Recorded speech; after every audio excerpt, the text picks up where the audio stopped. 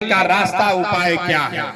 अगर ठीक लगे तो सुनने समझने के बाद जन सुराग से जुड़िए, और अगर न ठीक लगे तो जिस धारा में चल रहे हैं वहीं पर चलते रहिए।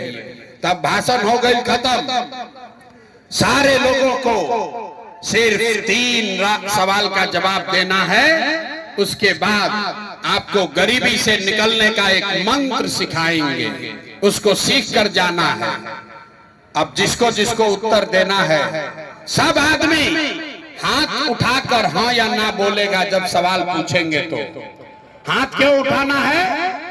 क्योंकि इसी हाथ में, आपके हाथ में ही सारा दम है। जिसको इस हाथ से बटन दबाइएगा वही राजा बनेगा। तब सब आदमी एक बार सोच के बताइए, आपके अरवल में, आपके गांव पंचायत में और कुछ हो या न हो, आप सभी के लिए, आपके बच्चों के लिए बढ़िया पढ़ाई और रोजगार का व्यवस्था होना चाहिए कि नहीं होना चाहिए? सबको हाथ उठाना है। जो खड़ा है उसको भी उठाकर बोलना है, भैया होना चाहिए कि नहीं होना चाहिए?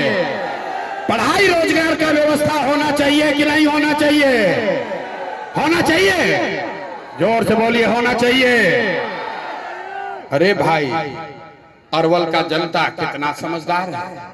आप पढ़े लिखे हैं या अनपढ़, अगड़े हैं या पिछड़े, हिंदू हैं या मुसलमान, अमीर है या गरीब, अगड़ा है या पिछड़ा, महिला है या पुरुष, युवा है या बुजुर्ग, सबने कहा कि न भैया, पढ़ाई और रोजगार का तो जुगाड़ होना ही चाहिए।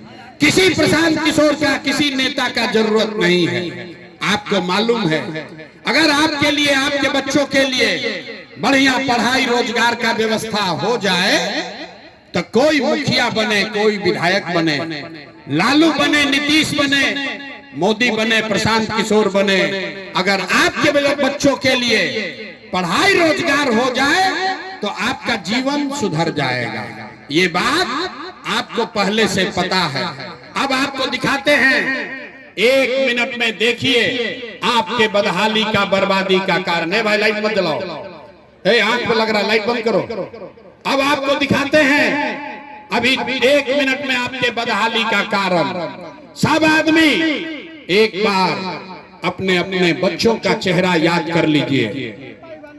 हर आदमी अपने अपने बच्चों का चेहरा याद कीजिए और अपने बच्चों के नाम पर एक बार ईमानदारी से बताइए, आप में से किसने जीवन में एक बार भी अपने बच्चों के पढ़ाई रोजगार के लिए वोट दिया है? देखिए जनता कैसे चुप चुप चुप चुप, कितना जोर से बोले हैं। ए भाई, आपस में बात मत करो, कितना जोर से बोले हैं। ए भैया, पढ़ाई या रोजगार होना चाहिए। मेरे भाई, अभी माइक आपको दे दे, आधा आधा घंटा बैठ के भाषण दोगे। कोई मुखिया को गाली देगा, कोई लालू को, कोई नीतीश को, कोई विधायक को, कोई सांसद को। आपने तो अपने बच्चों के पढ़ाई रोजगार के लिए आज तक वोटे नहीं दिया, तो दूसरे को गाली क्यों देते हो? अब कोई खड़ा होके कहेगा कि भैया इसका क्या गारंटी है